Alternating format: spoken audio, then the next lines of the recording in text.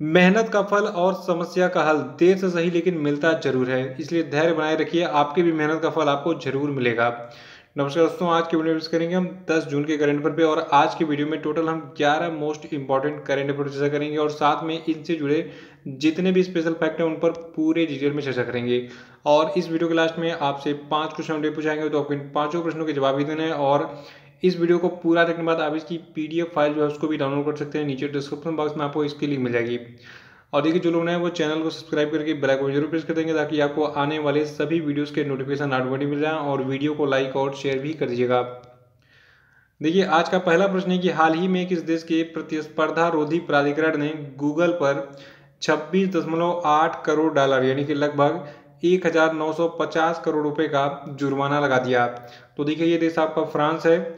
याद रखिएगा, फ्रांस ने अभी हाल ही में फ्रांस का जो आपका प्रतिस्पर्धा रोधी प्राधिकरण ने गूगल पर 26.8 करोड़ डॉलर यानी कि लगभग 1950 करोड़ रुपए का जुर्माना लगाया है। और ये कार्रवाई जो है ये ऑनलाइन विज्ञापन कारोबार में दबदबे वाला रवैया अपनाने को लेकर की गई है। और जो आपका फ्रांस का ये प्राधिकरण है, इसके बयान के मुताबिक जो गूगल है ये जो है अपना रवैया बेहद गंभीर रूप से अपना रहा है, इसलिए जो ऑनलाइन विज्ञापन कारोबार है उसमें दबदबा बनाए रखने के लिए मनमानी कर रहा है, तो इसलिए इस पर ये जुर्माना लगा दिया गया है। देखिए, जो आपका गूगल है, गूगल के बारे में थोड़ा सा हम डिटेल में जानेंगे आज, क्योंकि बहुत सारे प्रश्न गूगल के बारे में पूछे जाते हैं। सबसे पहले पूछा जाता है कि गूगल के संस्थापक कौन है। तो देखिए, गूगल के संस्थापक हैं लैरी पेज और सर्जी ब्रिन। तो इन दोनों का नाम याद रखिएगा। और गूगल की स्थापना कब हुई थी? 4 सितंबर 1998 को। और वर्तमान में गूगल के जो सीईओ यानी कि चीफ एग्जीक्यूटिव ऑफिसर, इनका नाम क्या है? सुंदर पिचाई है। गूगल की जो पेरेंट ऑर्गेनाइजेशन है इसका नाम है अल्फाबेट इंक। ठीक है, ये भी प्रश्न एग्जाम में पूछा हुआ है। और इसको याद रखिएगा कि गूगल जो है इसकी पेरेंट कंपनी कौन सी है? Alphabet ink.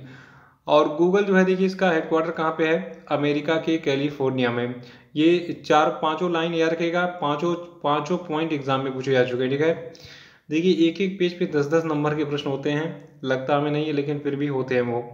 दूसरा प्रश्न कि हाल ही में कौन सा देश ओपन स्काईज हथियार नियंत्रण समझौते से बाहर हो गया? तो देखिए, ये देश आपका रूस यानी कि रसिया है।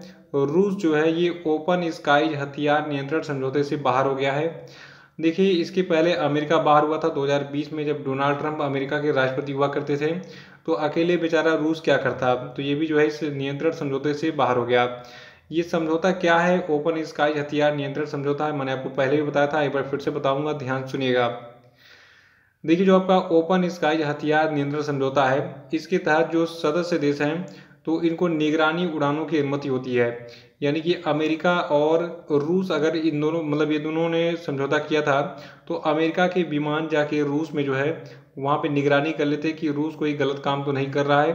या फिर रूस के जो विमान वगैरह हैं, ठीक है, जो फाइटर जेट हैं या फिर जो भी निगरानी विमान हैं, ये जाते हैं फिर अमेरिका में और देखते हैं अमेरिका में कहीं कोई ऐसी गतिविधि तो नहीं हो रही है जो समाज के लिए खतरा है। तो ये दोनों एक दूसरे के देशों में जाकर ये सारे निगरानी वाले काम कर सकते थे। तो यही आपका ओपन स्काईज हथियार नियंत्रण समझौता। देखिए, इससे पहले जब अमेरिका अलग हुआ था तो रूस ने उम्मीद जताई थी कि जो व्लादिमीर पुतिन और अमेरिका के राष्ट्रपति हैं जो बाइडन, ये जो है इस महीने यानी कि जून महीने में जेनेवा में होने वाली अपनी बैठक के दौरान इस समझौते पर बातचीत करेंगे, इस ओपन स्काईज हथियार नियंत्रण समझौते पर। लेकिन ऐसा नहीं हुआ, उससे पहले ही जो है रूस भी अलग हो गया और अमेरिका 2020 में अलग हो ही चुका था। तो बाइडेन प्रशासन जो है ये पिछले महीने सूचित किया इसने कि ये इस समझौते से बाहर आने के बाद अब इसमें दोबारा नहीं आएगा। यानी कि अब ये समझौता खत्म हो गया है। ये समझौता कौन सा है? ओपन स्काईज हथियार नियंत्रण समझौता। ये था किसके बीच में? रूस और अमेरिका के बीच में। तीसरा प्रश्न कि हाल ही में लापता व्यक्तियों की पहचान के लिए किसने आई फैमिलिया लॉन्च किया? देखिए, आई फैमिलिया को लॉन्च किया है इंटरपोल ने। देखिए, आपका जो इंटरपोल है, देखिए इंटरपोल तो आप फिल्मों में सुनते आ रहे हैं, इंटरनेशनल पुलिस, ठीक है। तो इंटरपोल ने जो है पारिवारिक डीएनए के माध्यम से लापता व्यक्तियों की पहचान करने और सदस्य देशों में उदासीन मामलों को सुलझाने में पुलिस की मदद करने के लिए इस आई फैमिलिया नाम के एक नए वैश्विक डाटाबेस को लॉन्च किया है। तो आई फैमिलिया क्या है? एक डाटाबेस है। और जो आपका ये देखिए जो डी होता क्या है कि आप अगर मान लीजिए आपका नाम अगर ए है और आपके पिता का नाम बी था, आपके चाचा का नाम सी था, ठीक है। तो पापा तो मान लीजिए नहीं मिले, लेकिन अगर आपके चाचा सी हैं, ठीक है, ये अगर जिंदा हैं तो इनका डीएनए सैंपल लिया जाएगा और आपके डीएनए सैंपल से मैच कराया जाएगा। इससे ये पता चल जाएगा कि भाई दोनों आप एक ही परिवार के व्यक्ति हैं, ठीक है। तो डीएनए सीक्वेंस लगभग सेम ही होता है एक फैमिली वालों का, बहुत सारे कैरेक्टर वगैरह मिलते हैं, तो वो बायोलॉजी चीज़ें उसको बाद में हम डिस्कस करेंगे। बस आपको मुझे समझाना था कि कैसे जो है ये पारिवारिक डीएनए के माध्यम से लापता व्यक्तियों की पहचान की जाती है। तो डीएनए रिश्तेदारी मिलान का उपयोग ज़्यादातर उन मामलों में किया जाता है जहां पर लापता व्यक्ति का सीधा नमूना उपलब्ध नहीं होता है। यानी कि अगर मैंने बताया ना कि ए का नमूना अगर उसके बाप से ना, मतलब उसके पिताजी ना हो, तो चाचा से मिलाकर जो है मैच कर लिया जाएगा कि ये लापता व्यक्ति जो है किस फैमिली का है, किस देश का है। और इंटरपोल की बात करें तो देखिए, इंटरपोल के बारे में मैं आपको 4 इन्फॉर्मेशन दूंगा। पहला ये कि इंटरपोल के वर्तमान में अध्यक्ष हैं किम जोंग यांग, और इंटरपोल की स्थापना 7 सितंबर 1923 को हुई थी। मुख्यालय इसका कहाँ पे है? लियो, फ्रांस में। और इंटरपोल का आदर्श वाक्य है connecting police for a safe world, ठीक है। और चौथा प्रश्न है कि हाल ही में भारतीय रिजर्व बैंक ने किसको जो है 3 साल की अवधि के लिए बंधन बैंक का मैनेजिंग डायरेक्टर और सीईओ जो है बनाया है? तो देखिए, बंधन बैंक के एमडी और सीईओ बनाए गए हैं चंद्रशेखर घोष। देखिए, बंधन बैंक का मुख्यालय कहाँ पे है? पश्चिम बंगाल के कोलकाता में। ये प्रश्न पूछा चुका है, यूपीपीएससी में पूछा चुका है बहुत बार, एमपीपीएससी में भी पूछा चुका है। याद रखिएगा, बंधन बैंक का मुख्यालय पश्चिम बंगाल के कोलकाता में है और बंधन बैंक की स्थापना 2001 में हुई थी। पांचवा प्रश्न की हाल ही में हरियाणा के मुख्यमंत्री मनोहर लाल खट्टर ने हरियाणा के किस जिले में 80 एकड़ के आक्सी वन, देखिए आक्सी वन एक जंगल होगा, और इसको बनाने की घोषणा की है? तो देखिए, हरियाणा के करनाल और पंचकुला इन दोनों प्लेसेस पे आक्सी वन का निर्माण किया जाएगा। और इन दोनों का एरिया मैं अभी आपको बताऊंगा कि करनाल में जो बनेगा उसका एरिया कितना होगा और पंचकुला वाला, उसको याद रखना पड़ेगा आपको।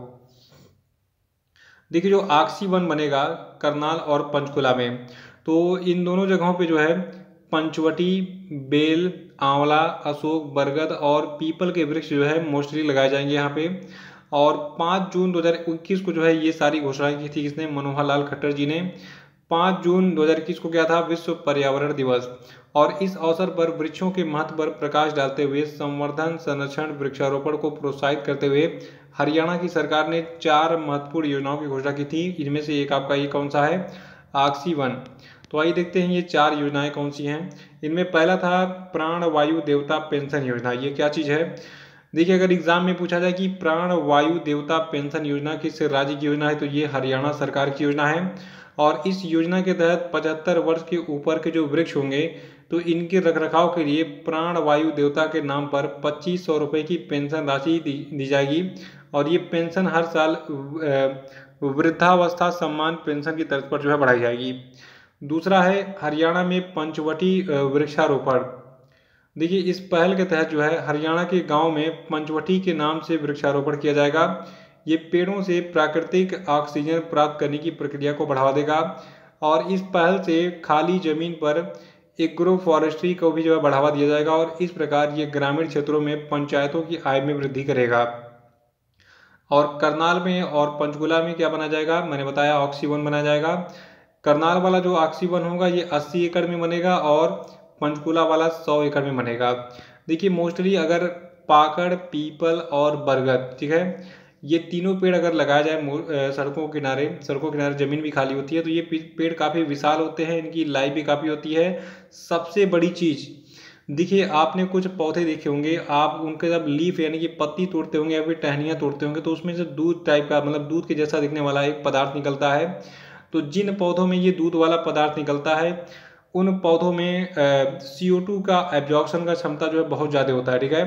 यानी कि कार्बन डाइऑक्साइड के अवशोषण की क्षमता बहुत ज़्यादा होती है।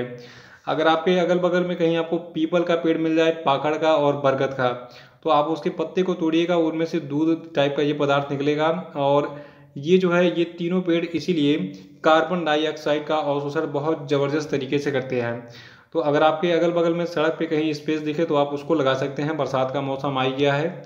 और अगर आप सिविल सर्विसेज यूपीएससी और Bihar PCS, MP PCS, Jharkhand PCS की एग्ज़ाम की तैयारी करना चाहते हैं, तो देखिए ग्रेड अप को आपको बहुत सारे लाइव कोर्सेज के जो है स्कीम्स मिल जाएंगे। आप जो है इस पर पूरे एक्सपर्ट के द्वारा बेस्ट स्टडी मटेरियल पा सकते हैं अपनी आगामी परीक्षाओं के लिए, जैसे कि IAS 2021 का क्रैश कोर्स कर सकते हैं। 2022 का जो फाउंडेशन कोर्स है उसको भी ज्वाइन कर सकते हैं। UP PCS, MP PCS, Bihar PCS, Jharkhand PCS सभी के लिए आप लाइव क्लासेस ज्वाइन कर सकते हैं। इसके लिए आपको रीजनेबल प्राइस पर 3 महीने, 6 महीने और 12 महीने का सब्सक्रिप्शन मिलेगा और इन सभी में डिस्काउंट भी आपको मिल जाएगा अगर आप मेरा कोड eGuru50 यूज़ करेंगे। ठीक है, तो eGuru50 नाम का जो ये कोड है इसको यूज़ कीजिए और ये 50% का डिस्काउंट लेके घर बैठे पढ़ाई कीजिए। और छठवां प्रश्न की हाल ही में भारतीय नौसेना ने अपने बेड़े में स्वदेश निर्मित कितने उन्नत हेलीकॉप्टर ALH Mk3 को शामिल किया? तो देखिए अभी हाल ही में 3 ALH Mk3 हेलीकॉप्टर को शामिल किया गया है भारतीय नौसेना में और इसके बारे में आपको बता देता हूँ। देखिए जो आपका ये ALH Mk3 हेलीकॉप्टर है इसका निर्माण हिंदुस्तान एरोनॉटिक्स लिमिटेड ने किया है और ये हेलीकॉप्टर जो है ये आधुनिक निगरानी, राडार और इलेक्ट्रो ऑप्टिकल उपकरणों से लैस है। इनका उपयोग रात में भी किया जा सकता है और इनका उपयोग रात में खोज और बचाव कार्य के साथ साथ गंभीर रूप से जो बीमार रोगी होंगे तो इसमें एक तरीके से टेम्पोररी रूप से इसमें जो है ICU वगैरह लगाकर उनको एयरलिफ्ट करने के लिए भी किया जा सकता है। कांस्टेबलरी मिशन के लिए जो है इस हेलीकॉप्टर का उपयोग किया जा सकता है। हिंदुस्तान एरोनॉटिक्स लिमिटेड की बात कर लेते हैं जिसने इस ALH Mk3 हेलीकॉप्टर को बनाया है। देखिए जो आपका हिंदुस्तान एरोनॉटिक्स लिमिटेड है इसके CMD हैं R माधवन, मुख्यालय का है कर्नाटक के बेंगलुरु में। सातवां प्रश्न की एनीमिया मुक्त भारत इंडेक्स 2020-21 की राष्ट्रीय रैंकिंग में कौन सा राज्य पहले स्थान पर है? तो देखिए एनीमिया मुक्त भारत इंडेक्स 2020-21 की रैंकिंग में मतलब राष्ट्रीय रैंकिंग में मध्य प्रदेश पहले स्थान पर है। देखिए मध्य प्रदेश 64.1 के स्कोर के साथ पहले स्थान पर है और इसके बाद फिर ओडिशा आपका 59.3 के स्कोर के साथ दूसरे स्थान पर है। हिमाचल प्रदेश एनीमिया मुक्त भारत इंडेक्स 2020-21 की राष्ट्रीय रैंकिंग में 57.1 के स्कोर के साथ तीसरे स्थान पर है। सरल शब्दों में हम कह सकते हैं कि एनीमिया मुक्त भारत इंडेक्स 2020-21 की राष्ट्रीय रैंकिंग में मध्य प्रदेश पहले, ओडिशा दूसरे और हिमाचल प्रदेश तीसरे स्थान पर है। ये रैंकिंग जरूर याद रखिएगा अगर आप कोई भी एग्जाम आगामी देने जा रहे हैं तो। आठवां प्रश्न की बाफ्टा टीवी अवार्ड 2021 में लीडिंग एक्टर का पुरस्कार किसने जीता? तो देखिए बाफ्टा टीवी अवार्ड 2021 में लीडिंग एक्टर का पुरस्कार जीता है पॉल मेस्कल ने। देखिए जो आपका ये बाफ्टा टीवी अवार्ड 2021 था तो इसमें टोटल ये 7 जो मोस्ट इंपॉर्टेंट पुरस्कार दिए गए यहाँ पे स्क्रीन पे आपको दिख रहे हैं। इनमें पहला था लीडिंग एक्ट्रेस का पुरस्कार। तो लीडिंग एक्ट्रेस यानी कि लीडिंग हीरोइन का पुरस्कार किसने जीता है? माइकल कोयल ने आई में डिस्ट्रॉय यू में अभिनय के लिए। और लीडिंग एक्टर का पुरस्कार किसने जीता? मैंने बताया आपको पॉल मेस्कल ने और इन्होंने नॉर्मल पीपल में अभिनय के लिए पुरस्कार जीता है। और ड्रामा सीरीज का पुरस्कार से मी टू को मिला है। बेस्ट कॉमेडी परफॉर्मेंस का पुरस्कार चार्ली कूपर और एमी लू वुड को मिला है। बेस्ट कॉमेडी सीरीज का पुरस्कार इनसाइड नंबर 9 को मिला है। ओरिजिनल म्यूजिक का पुरस्कार हैरी एस्कॉट और रोडकिल को मिला है। और खेल वाला पुरस्कार England versus West Indies cricket sky sport cricket को मिला है। तो इस पेज का स्क्रीनशॉट लेके इसको अमर कर लीजिए, स्टेटस पे लगा लीजिए, जहां मर्जी वहां पे इसको सेव कर लीजिए। और देखिए जो आपका ये बाफ्टा अवार्ड था इसके बारे में बता दूं आपको, ये समारोह जो है ये लंदन के टेलीविजन सेंटर में फिल्माया गया था और रिचर्ड आयोडे द्वारा इसको होस्ट किया गया था। और देखिए बाफ्टा का इतिहास बता दूं आपको। देखिए जो आपका ब्रिटिश टेलीविज़न है इसमें उत्कृष्ट कार्यों को मान्यता देने के लिए ब्रिटिश अकादमी टेलीविज़न पुरस्कार यानी कि जो आपका बाफ्टा है ठीक है ये प्रतिवर्ष प्रदान किया जाता है। तो बाफ्टा का पूरा नाम क्या है? ब्रिटिश एकेडमी टेलीविज़न अवार्ड और ये 1995 से प्रतिवर्ष दिया जा रहा है। ये मुख्य रूप से ब्रिटिश कार्यक्रमों को दिया जाता है। नवा प्रश्न की विश्व प्रत्यायन दिवस यानी कि वर्ल्ड एक्रेडिटेशन डे जो है ये कब मनाता है? तो देखिए विश्व प्रत्यायन दिवस को हम मनाते हैं 9 जून को हर साल। देखिए जो विश्व प्रत्यायन दिवस है ये 9 जून को विश्व स्तर पर जो है व्यापार और अर्थव्यवस्था में प्रत्यायन की भूमिका को बढ़ाने के लिए मनाया जाता है। और जो आपका 2021 का विश्व प्रत्यायन दिवस है इसके लिए थीम रखी गई है accreditation supporting the implementation of the sustainable development goals. और इसको जो है अंतर्राष्ट्रीय प्रत्यायन फोरम और अंतर्राष्ट्रीय प्रयोगशाला प्रत्यायन सहयोग के दौरान संयुक्त रूप से हर साल 9 जून को मनाया जाता है। 10वां प्रश्न की हाल ही में किसे वाइस एडमिरल महानिदेशक नौसेना संचालन यानी कि डायरेक्टर जनरल नेवल ऑपरेशंस के रूप में नियुक्त किया गया है? तो देखिए अभी हाल ही में एक व्यक्ति हैं राजेश पेंधरकर, ठीक है। तो राजेश पेंधरकर को जो है इनकी फोटो यहाँ पे दिख रही है, वाइस एडमिरल महानिदेशक नौसेना संचालन के रूप में नियुक्त किया गया है। देखिए भारतीय नौसेना के बारे में दो चीज़ें जान लीजिए। पहला ये कि भारतीय नौसेना के वर्तमान में अध्यक्ष कौन है, एडमिरल करमबीर सिंह। भारतीय नौसेना जो है इसकी स्थापना कब हुई थी, 26 जनवरी 1950 को। 11वां तथा आखिरी प्रश्न है कि the times 50 most desirable woman 2020 की सूची में किसने पहला स्थान हासिल किया है। देखिए इस अभिनेत्री को बहुत गालियाँ दे चुके हैं लोग, इसका नाम है रिया चक्रवर्ती। और बहुत अचंभे की बात है, इतनी अच्छी अच्छी हीरोइन है, उनको छोड़कर जो है रिया चक्रवर्ती को 2020 का जो है जो सूची है the times 50 most desirable woman का, इसमें पहला स्थान मिला है। देखिए the times 50 most desirable woman 2020 में 40 से कम उम्र की महिलाओं को शामिल किया गया है। और देखिए इसमें जो है मिस यूनिवर्स 2020 जो आपकी तीसरी रनअप रही एडलाइन कैस्टिलिनो, इन्होंने इस सूची में तीसरा स्थान हासिल किया। और अभिनेत्री दिशा पटानी और कियारा आडवाणी और दीपिका पादुकोण जो ये क्रमशः तीसरे, चौथे और पांचवें स्थान पर हैं इस 2020 के the times 50 most desirable woman की सूची में। तो पहला स्थान रिया चक्रवर्ती को मिला है, दूसरा स्थान किसको मिला है, जो भारत की एडलाइन कैस्टिलिनो है जिन्होंने मिस यूनिवर्स 2020 कंपटीशन में भाग लिया था और तीसरे स्थान पर उसमें रही थी। और अभिनेत्री दिशा पटानी इसमें जो है किस स्थान पर है, तीसरे स्थान पर। चौथे स्थान पर कियारा आडवाणी है और दीपिका पादुकोण पांचवें स्थान पर हैं the times 50 most desirable woman 2020 की सूची में, इसको याद रखिएगा।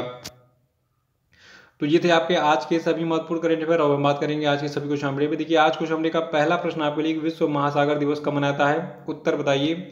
और बहुत लोग पूछते हैं कि सर क्वेश्चन का आंसर कब मिलेगा, तो देखिए कल अगले दिन की वीडियो में इसका आंसर दूंगा, लेकिन अगर आप आज ही इसका उत्तर जानना चाहते हैं तो आप पिछले दिन का करंट अफेयर देख लीजिए, उसमें आपको सारे आंसर मिल जाएंगे।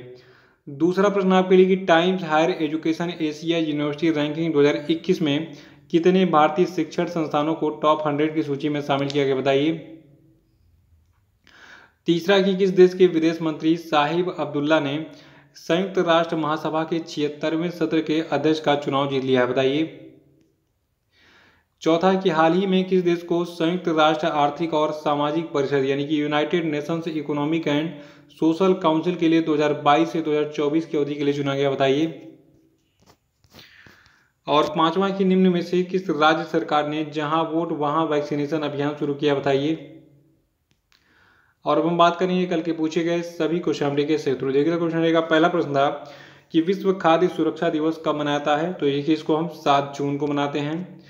और दूसरा था कि वर्ल्ड पेस्ट डे यानी कि विश्व कीट दिवस कब मनाता है, देखिए इसको मनाते हैं हम 6 जून को ही। और तीसरा था कि निम्न में से किस राज्य सरकार ने आर्थिक रूप से कमजोर SC ST और अति पिछड़ा वर्ग के विद्यार्थियों के लिए मुख्यमंत्री अनुप्रति कोचिंग योजना का शुभारंभ किया है, तो ये राज्य राजस्थान है। और चौथा था कि हाल ही में किस देश ने भारतीय वैक्सीन कोवैक्सीन के आयात को मंजूरी दी, तो ये देश आपका ब्राज़ील है। और पांचवा था कि हाल ही में किस राज्य सरकार ने नॉलेज इकोनॉमी मिशन लॉन्च किया, तो इसको केरल सरकार ने लॉन्च किया है। तो इसी प्रश्न के साथ ये वीडियो समाप्त होता है। धन्यवाद, जय हिंद, जय भारत।